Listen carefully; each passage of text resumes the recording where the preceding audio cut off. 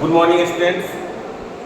आज फिर से हम लोग अपने ऑनलाइन कक्षा को आगे बढ़ाते हुए और जो हम लोग पढ़ रहे थे चैप्टर 5 हिस्ट्री का द राइज ऑफ एम्पायर, उसी को हम लोग आगे बढ़ाएंगे।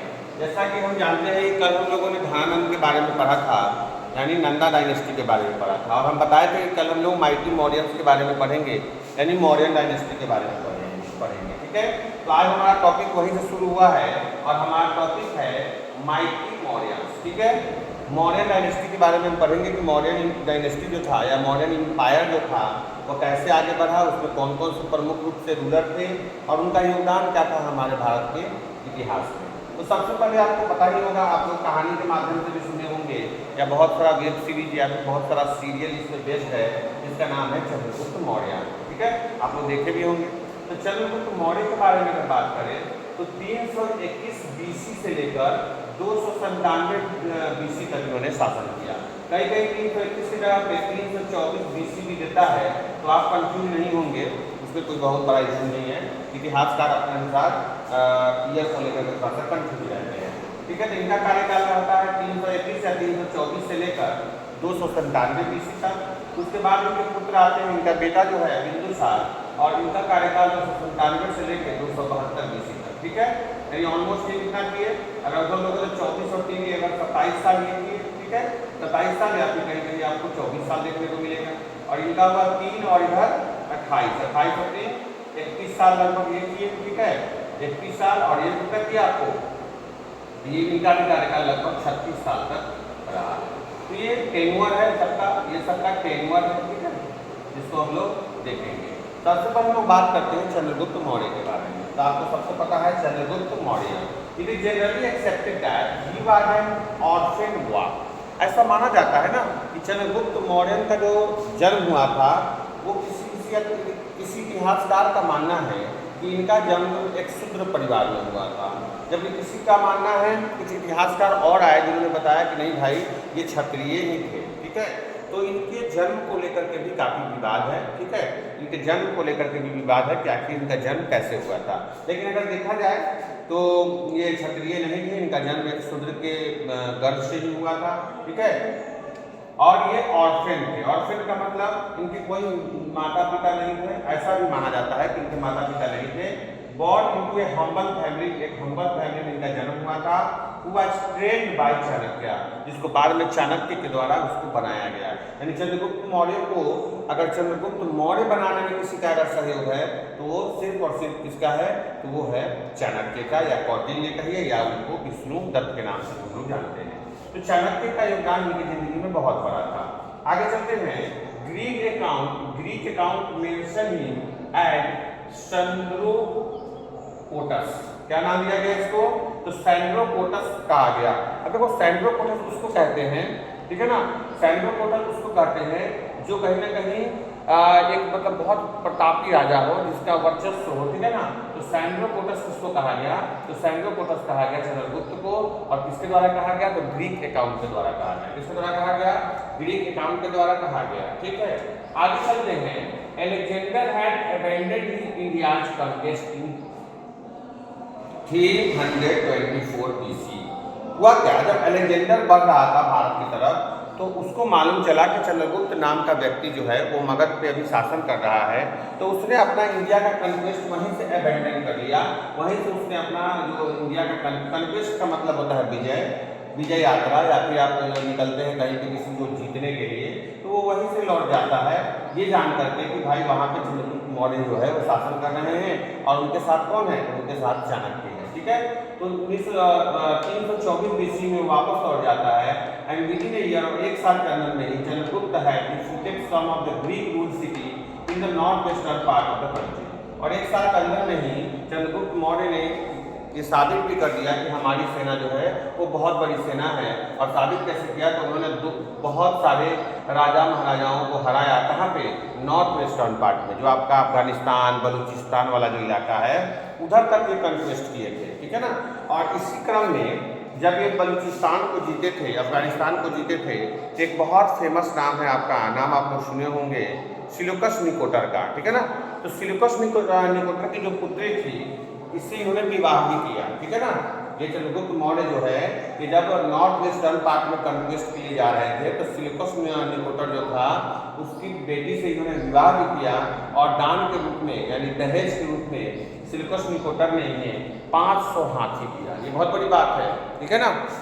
आपको पता है मगध पहले से ही बहुत पावरफुल था और जब शादी किया तो शादी के क्रम में यानी शादी होने के बाद दहेज के रूप में निकोटर जो था, जो सेल्यूकस निकोटर जो बहुत प्रतापी राजाओं में से था, उसका अपना एक बहुत बड़ा एम्पायर हुआ करता था अफगानिस्तान बलूचिस्तान के रीजन में, उसने इनको क्या किया तो उसने इनको 500 हाथी दिया और तब जाकर के दोनों में क्या हो जाता है, दोनों में एक समझौता हो जाता है और समझौता होने के बाद बलूचिस्तान अफगानिस्तान ये पूरा इलाका सारा किसका होता है, चंद्रगुप्त मौर्य का हो जाता है। तो वही लिखा गया है western part of the country, नाम याद रखिएगा वेस्टर्न पार्ट में कौन कौन, तो आपका अफगानिस्तान और बलूचिस्तान, ठीक है।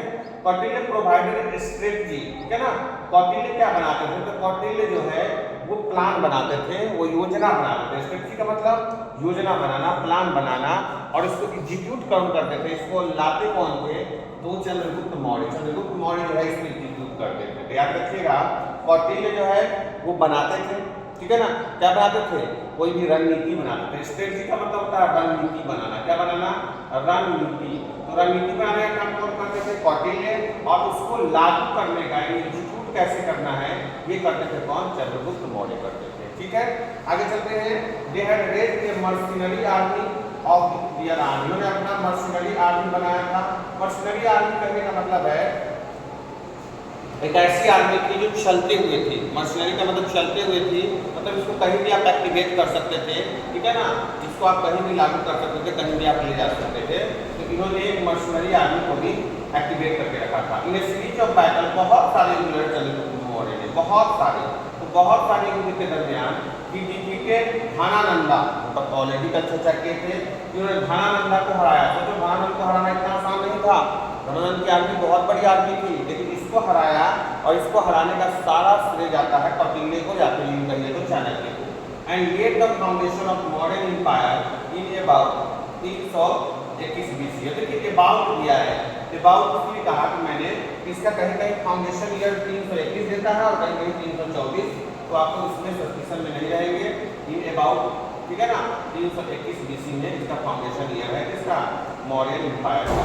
मेघासुर was the Greek ambassador at Chandragupta court. Chandragupta के कोर्ट में एक बहुत बड़े, आपको पता ही है कि बहुत बड़े एक इतिहासकार थे, नाम था मेघासुर, वही थे, ठीक है ना। तो मेघासुर किसके कोर्ट में थे, तो मेघासुर जो थे वो किसके कोर्ट में आपको देखने को मिलेंगे, तो वो चंद्रगुप्त मौर्य के कोर्ट में आपको देखने को मिलेंगे। कौन देखने को मिलेंगे, तो मेघासुर। याद रखिएगा मेघासुर जो है वो आपको चंद्रगुप्त मौर्य के कोर्ट में देखने को मिलेगा। तो यहाँ पर हमने ये देखा कि स्ट्रेटजी रणनीति कौन बनाते थे, कौटिल्य, और उसको लागू कौन करते थे, लागू करते थे चंद्रगुप्त मौर्य, ठीक है। इन्होंने क्या किया, इन्होंने सेल्यूकस निकोटर की बेटी से विवाह किया और दहेज के रूप में इनको 500 हाथी दिया गया, ठीक है।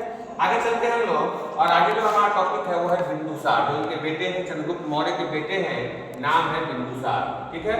इसके बेटे हैं सन ऑफ चंद्रगुप्त, इसके बेटे हैं ये बेटे हैं चंद्रगुप्त के। He ruled from 297 BC to 273 BC, यानी 297 BC से लेकर 273 BC तक इन्होंने शासन किया, ठीक है ना।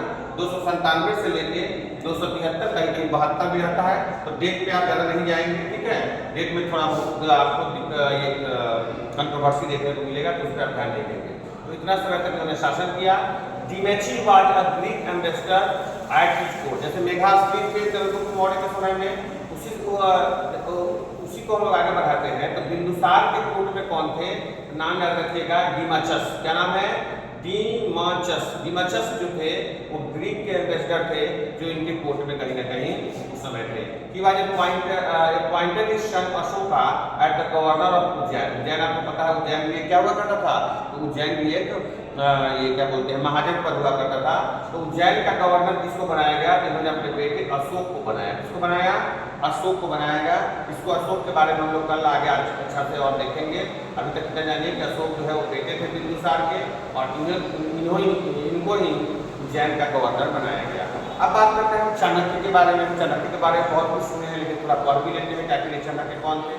तो ये चंद्रगुप्त मौर्य के टीचर थे। हमने वही बताया कि बहुत बड़े गुरु थे चंद्रगुप्त मौर्य के। वो आज ऑल्सो ए चीफ मिनिस्टर, जो कहीं ना कहीं उनके चीफ मिनिस्टर भी थे। He was also a minister in the court of Bindusara. याद रखिएगा, ये बिंदुसारा के कोर्ट में भी मिनिस्टर हुआ करते थे। He was a teacher and a scholar at Takshashila. Takshashila university जो है ना, तक्षशिला यूनिवर्सिटी, उसी यूनिवर्सिटी में ये बहुत बड़े विद्वान और बहुत बड़े टीचर भी थे। कौन थे? तो चाणक्य। याद रखिएगा, चाणक्य जो थे वो तक्षशिला यूनिवर्सिटी में बहुत बड़े टीचर और स्कॉलर भी थे। इन्होंने क्या लिखा था? तो इन्होंने एक बहुत बड़ी किताब अर्थशास्त्र को लिखा था। समझ रहे हैं ना, अर्थशास्त्र जिसमें सब बहुत कुछ दिया हुआ है, ठीक है ना, इकोनॉमी से संबंधित, कैसे आप पॉलिटिकली स्मार्ट हो सकते हैं, कैसे आप किसी चीज़ को क्या कर सकते हैं, टैकल कर सकते हैं, उन सब के बारे में आपका टाइम मिले तो अर्थशास्त्र को पढ़िएगा, आपको तमाम जानकारी वहाँ से मिलेगी। तो इन्होंने भी अर्थशास्त्र को लिखा था। किसने लिखा था अर्थशास्त्र को? अर्थशास्त्र को लिखा था किसने? याद रखिएगा, अर्थशास्त्र को लिखा था चाणक्य ने, ठीक है ना। इज ऑल्सो कॉल्ड इंडियन मैचिवेली, ठीक है ना, इंडियन मैचिवेली इनको कहा गया। मैचिवेली कहते हैं ना जो राजनीतिक शास्त्र में बहुत अव्वल होते हैं, जिनको राजनीतिक शास्त्र का बहुत ज्ञान होता है, उन्हें मैचिवेली कहते हैं। याद रखिएगा, इज ऑल्सो कॉल्ड इंडियन मैचिवेली, यानी इंडियन मैचिवेली इनको कहा जाता था। इनको चाणक्य को, ठीक है। तो आज हम अपनी क्लास को यही खत्म करेंगे, ठीक है। आप लोग लेकिन प्रॉपर नोट्स बनाते चलिए। जब भी हम ऑफलाइन में मिलेंगे तो हम ये सब नहीं करवाने वाले। आप लोग वीडियो को पॉज करके नोट्स कम से कम प्रॉपर बना लीजिए, और अगर कोई डाउट होगा तो उसे हम ऑफलाइन क्लास में सोल्व करेंगे। चलिए, आज के लिए इतना ही। बहुत बहुत धन्यवाद।